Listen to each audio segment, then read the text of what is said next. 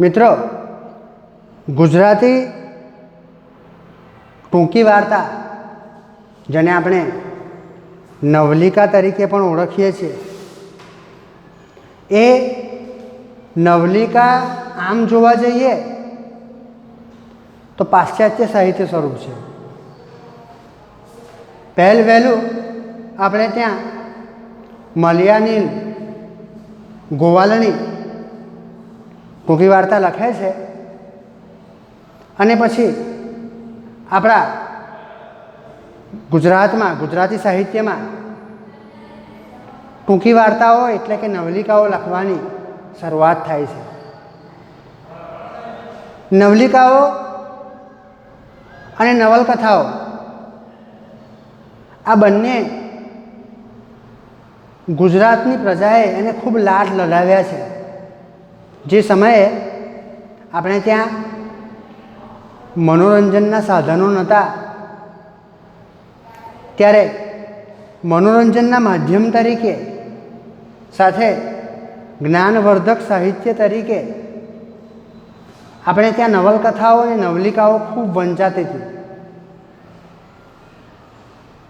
હવે નવલિકાની અંદર જો સૌથી વધારે કોઈનું પ્રદાન હોય, નવલિકાને ખરેખર એના સ્વરૂપને વિકસાવવામાં, એને પગભર કરવામાં, કે એને માત્ર ગુજરાતની જ ભૂમિ પર ઉગેલું આ પુષ્પ છે તેવી અદ્દલ ઓળખ આપવાનું જો કામ કોકને કર્યું હોય તો એ ધૂમકેતુ ગૌરીશંકર ગોવર્ધનરામ જોશી. એમનો જન્મ ઈસવીસન 1892 ગોંડલ પાસેના વીરપુર ગામમાં થયો હતો અને તેમનું અવસાન ઈસવીસન 1965 થયેલું. ગુજરાતી સાહિત્યમાં ધૂમકેતુનું જે પ્રદાન જે છે એ અગાઉ વાત કરી તેમ કોઈપણ સંજોગોની અંદર ભૂલી ન શકાય, વિસરી ન શકાય, અવશ્ય નોંધ લેવી જ પડે એવું એમનું જે પ્રદાન છે. વિશેષ જાણીતું નામ ટૂંકી વાર્તા ક્ષેત્રે જો હોય તો એ ધૂમકેતુનું છે. મિત્રો, તેમણે તણખા મંડળના 4 ભાગ આપ્યા છે. આ ઉપરાંત 20 જેટલા વાર્તા સંગ્રહો તેમણે આપ્યા છે. આ બધી જ ટૂંકી વાર્તાઓની અંદર ગુજરાતની ભાતીગળ સંસ્કૃતિથી લઈ અને ગુજરાતના લોકોના પાત્રો દ્વારા સુખ દુઃખ જે છે એની અભિવ્યક્તિ ખરેખર અસરસ પ્રમાણે, નવાઈ પ્રમાણે તેવી છે. એનું કારણ છે બીજા 20 જેટલા વાર્તા સંગ્રહો આપ્યા છે. એટલે વિચાર તો કરો મિત્રો, ટૂંકી વાર્તામાં ના ક્ષેત્રની અંદર ધૂમકેતુ કેટલું મોટું નામ છે. એમણે ચોલાદેવી નામની નવલકથા પણ આપી છે, પણ ધૂમકેતુ જેટલા અન્ય સાહિત્યથી જાણીતા થયા નથી એટલા એ ટૂંકી વાર્તા કે નવલિકાનું જે ક્ષેત્ર જે છે એ નવલિકાના ક્ષેત્રથી એ જાણીતા બન્યા છે. તેમની પોસ્ટ ઓફિસ વાર્તા ધ લેટરના નામે વિશ્વની શ્રેષ્ઠ વાર્તાઓની અંદર સંગ્રહિત કરવામાં આવી છે. આમ તો તેમણે સંખ્યાબંધ એવી વાર્તાઓ આપી છે કે જેની નોંધ લેવી જ પડે. ચંદ નામ જોઈએ તો ભૈયા દાદા, પોસ્ટ ઓફિસ, રસપૂતાણી, એક ટૂંકી વાર્તા, એક ટૂંકી મુસાફરી, જીવનનું પ્રભાત, પૃથ્વી અને સ્વર્ગ, હૃદય પલટો, ગોવિંદનું ખેતર, જન્મભૂમિનો ત્યાગ, આત્માના આંસુ, આવી થોકબંધ વાર્તાઓ ગુજરાતમાં એ સમયે વંચાતી હતી. આજે પણ ગુજરાતી સાહિત્યની વાત આવે અને એમાંય ટૂંકી વાર્તાની વાત આવે તો ધૂમકેતુને અવશ્ય યાદ કરવા પડે. મિત્રો, અહીંયા આપણે જે વાત કરવાની છે ભીખુ, એ સંવેદન કથા છે. એમાં આ નાનકડો દીકરો, ભીખુ નામનો નાનકડો દીકરો પોતાના કુટુંબના પોષણ માટે કેવી મહેનત કરે છે, એનું હૃદય કેવું વિશાળ છે, એ અહીં બતાવવાનો પ્રયાસ જે છે એ ભીખુ વાર્તામાં થયો છે. ભીખુ ભીખ માંગીને પોતાનું તેમજ પોતાના જે કુટુંબ જે છે પોતાનું, એ કુટુંબનું ભરણ પોષણ કરનાર નાનકડો છોકરો છે. તેના પાત્રનું હૃદયસ્પર્શી આલેખન ધૂમકેતુએ કર્યું છે. ધૂમકેતુ જેવા સબળ વાર્તાકાર કોઈ પણ પાત્રને ઉપસાવવામાં પીંછીનો લસરકો મારે, જેમ કોઈ ચિત્રકાર એક પીંછીના લસરકાથી આખું પાત્ર ઉપસાવી આપે, એવી રીતે ધૂમકેતુ પાત્રો ઉપસાવી આપે છે. અહીંયા ભીખુનું પાત્ર ખૂબ સરસ રીતે એમણે ઉપસાવી આપ્યું છે. એમની વર્ણન કલા જે છે એ વર્ણન કલા પણ ખૂબ આંખને ઉડીને વળગે તેવી છે. નાના નાના વાક્યો દ્વારા એ સચોટ જે વર્ણનો જે છે એ સચોટ વર્ણનો આપણા સુધી પહોંચતા કરે છે. હવે વહેંચીને ખાવું, પોતે દુઃખ વેઠીને પણ મા છે, ભાઈ ભાંડુઓ છે, તેમનો વિશેષ ખ્યાલ રાખવો, તેવું વલણ તેનામાં સહજ રીતે લાગણીના સ્વરૂપે વહેતું જોવા મળે છે ભીખુમાં. ભીખુએ જલેબી પણ ન ખાધી કે દાળિયા પણ નહોતા ખાધા, પરંતુ પોતાના ભાઈ ભાંડુને ખાવા મળે એ હેતુથી, એ ઈરાદાથી એ અસત્ય બોલે છે, જૂઠું બોલે છે. ક્યારેક સમય સંજોગો અનુસાર બોલાયેલું અસત્ય પણ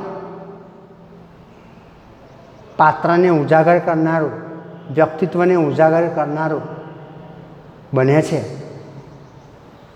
પોતે ખૂબ ધરાઈને ખાધું છે એવું એ કહે છે. મિત્રો, આ નાનકડો જે દીકરો જે છે એના અંતરની જે અમીરાત જે છે, એના દિલની જે લાગણી છે, એના વર્તનમાં જે રીતે પ્રતિબિંબિત થઈ છે એ લેખકે બતાવવાનો પ્રયાસ કર્યો છે. સમગ્ર ઘટના ખૂબ ઉત્તમ રીતે આલેખવાનો પ્રયાસ ધૂમકેતુ સાહેબે કર્યો છે. જોઈએ, સાંજના 7 થવા આવ્યા હતા અને ઊંચે ચઢેલા મિલના ધુમાડા નીચે ઉતરીને વીજળીની રોશનીને ઝાંખી કરી રહ્યા હતા.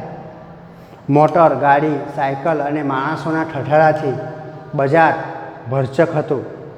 અકસ્માતથી બચવા માટે હું ફૂટપાથ ઉપર ચાલતો હતો. મિત્રો, વાર્તાની જે શરૂઆત જે છે, ભીખુ વાર્તાની શરૂઆત, સંવેદન કથાની શરૂઆત જે છે, એ શરૂઆતની અંદર જ સરસ મજાની જમાવટ કરતી પંક્તિઓ એમણે લખી છે. અમદાવાદ શહેર અને અમદાવાદ શહેરની એક સાંજનું આપણને વર્ણન અહીંયા જોવા મળે છે. સાંજના 7 વાગવા આવ્યા છે. મિત્રો, આપણે જાણીએ છીએ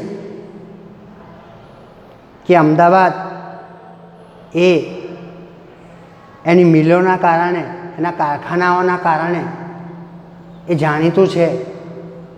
એટલે મિલની જે ચીમનીઓ હોય, એના જે ધુમાડા જે છે એ નીચે ઉતરી અને વીજળીની જે રોશની જે છે એને કંઈક અંશે ઝાંખી કરવાનો પ્રયાસ કરી રહ્યા છે. આવું વર્ણન શરૂઆતના તબક્કામાં જ આપી અને સરસ મજાની જમાવટ એ કરે છે. જે રોડ પર ધૂમકેતુ ચાલી રહ્યા છે, એ રોડ ઉપર મોટર, ગાડી, સાયકલ, માણસોનો ઠઠારો, અસંખ્ય માણસો. અમદાવાદમાં સાંજના સમયે ખરેખર જાણે કે માનવ મહેરામણ ઉભરાયો હોય તેવું દ્રશ્ય અમદાવાદની સડકો ઉપર જોવા મળે છે. અહીંયા માણસોનો ઠઠારો એટલે ખૂબ ભીડ, ખૂબ માણસો રોડ ઉપરથી પસાર થઈ રહ્યા છે. બજાર ભરચક છે અને લેખક અકસ્માતથી બચવા માટે ફૂટપાથ ઉપર ચાલે છે. ત્યાં એમના કાને શબ્દો અથડાય છે. એક કંગાલ પર ઇતની રહમ કરો. દર્દથી બોલાયેલા શબ્દોને પગને આગળ જતાં થંભાવ્યા. પાછા ફરીને જોયું તો હું 3 દરવાજા પાસે ઊભો હતો. ફરી એ જ શબ્દો સંભળાયા. મેં ડોકું જરાક ખેંચ્યું તો દરવાજા વચ્ચેની સાંકડી કમાનમાં એક અત્યંત કંગાળ સ્ત્રી બેઠી હતી. એટલી વારમાં તો મને રસ્તા વચ્ચે ઊભેલો જોઈને કેટલાક માણસો ધક્કા મારીને આગળ ચાલ્યા ગયા. મિત્રો, એક કંગાળ પર ઇતની રહમ કરો, એક ગરીબ પર શક્ય હોય એટલી દયા કરો, એવા શબ્દ લેખકના કાને અથડાય છે. દર્દથી બોલાયેલા જે આ શબ્દો છે એ સાંભળી અને લેખક પાછા વળીને જુએ છે તો લેખક 3 દરવાજા પાસે, અમદાવાદના જે પ્રખ્યાત જે વિસ્તાર જે છે 3 દરવાજાનો વિસ્તાર, એ વિસ્તારમાં એ ઊભા છે. જરાક નજર નાખે છે ત્યારે 3 દરવાજાની સાંકડી કમાનમાં એક અત્યંત કંગાળ કહી શકાય, ગરીબ કહી શકાય એવી સ્ત્રી બેઠી છે. એને જોવા માટે લેખક થોડો ઘણો સમય ત્યાં ઊભા રહે છે રોડ પર. એટલામાં તો કેટલાક લોકો તેમને ધક્કા મારીને પણ આગળ નીકળી જાય છે. કારણ કે અગાઉ કહ્યું તેમ રોડ પર ભરચક આખો વિસ્તાર જે છે. એવામાં વચ્ચેના સરિયામ માર્ગ પર એક નાના છોકરાને રસ્તો ઓળંગતા મોટરના મોંમાં મૃત્યુના મુખમાં જતા જોઈ મારી રાડ ફાટી ગઈ. સહજ એ તરફ હું દોડ્યો, પણ તે પહેલાં તો શોફરે અત્યંત ચાલાકીથી છોકરાને ઉગારી લીધો હતો ને તેની મા આગળ વધીને હાંફળી ફાંફળી દોડતી હતી તેના તરફ એક ઠપકાભરી નજર નાખી હોર્ન વગાડી મોટર આગળ ચલાવી મૂકી. મિત્રો, અકસ્માતનું દૃશ્ય, અકસ્માત થાય તેવું દૃશ્ય નિર્માણ થાય છે. એક નાનકડો દીકરો છે એ સરિયામ માર્ગ ઉપર રસ્તો ઓળંગતા મોટરમાં લગભગ આવતા એ રહી જાય છે. લેખક આ દૃશ્ય જુએ છે તો તેમની રાડ ફાટી જાય છે, એટલે જોરથી એ બોલી ઉઠે છે. એ તરફ એ સહજ દોડે છે.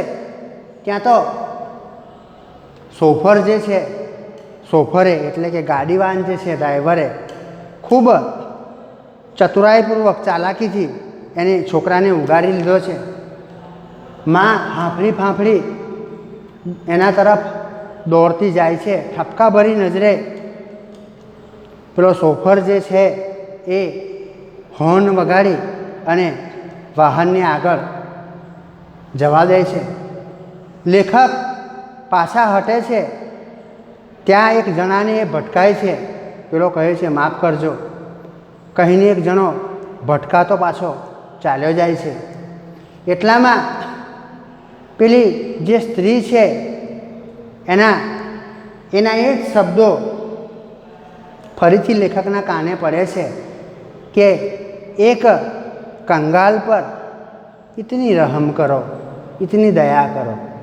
એ સ્ત્રી બેઠી હતી તે ખૂણાના અંધારામાં લેખક નજર નાખે છે તો તેના પગ પાસે ચીથરેહાલ એવા ઉઘાડે શરીરે 3 છોકરા સૂતા હતા.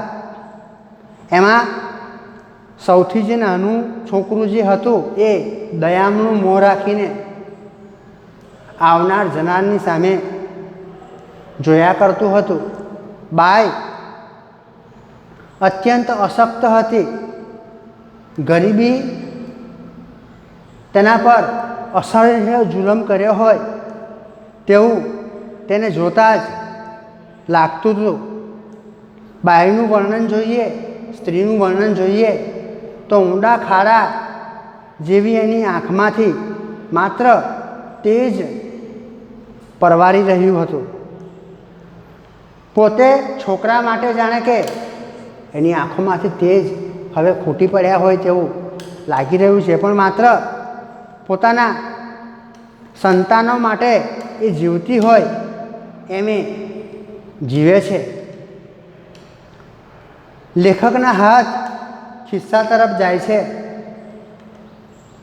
ખિસ્સામાં 2 કલાક પહેલાં જ કલદાર રાણી છાપના રૂપિયા સાથે ભદ્રથી શહેર તરફ ગતિ કરી હતી, પણ અત્યારે એ હાથ ભોથો પડે છે, શર્મિંદો બને છે. કારણ માત્ર 3 જ પૈસા હાથ ચડે છે. 9 આના તેમણે સિનેમામાં અને 6 આના હોટલમાં તેમણે વાપરી નાખેલા. સાધારણ માણસોના આવા જો તદ્દન સામાન્ય ખર્ચાઓ જે છે, જેને આપણે વિલાસ પણ કહી શકીએ, એમાંથી પણ બીજાને પોષી શકાય એમ લેખક કહે છે. જો એમણે એ પૈસા ન વાપર્યા હોત, કલદાર રાણીછાપ રૂપિયો એમણે ન વાપર્યા હોત, તો આ ગરીબ કુટુંબનું એક દિવસનું ભરણ પોષણ ચોક્કસ લેખક કરી શકત. એ પસાર થઈ જતા વિચાર સાથે હાથના ખિસ્સામાંથી એમનો હાથ બહાર આવે છે. 3 પૈસા પેલી બાઈના હાથમાં પડે છે. ખખડાટથી જાગેલું એક છોકરું લેખકને સતાવે, હેરાન કરે, એટલા માટે લેખક ત્યાંથી દૂર નીકળી જાય છે. અનાયાસે છોકરાના શબ્દો જે છે એ કાને પડે છે. માં, કાંઈ ખાવાનું છે? શું છે લાવ? હવે અત્યંત સંતાનો જે છે એ અત્યંત ભૂખ્યા તરસ્યા છે એવું આપણને તરત જણાઈ આવે છે, કારણ કે મા પાસે એ ખાવાનું માગે છે, પણ કશી જ સગવડ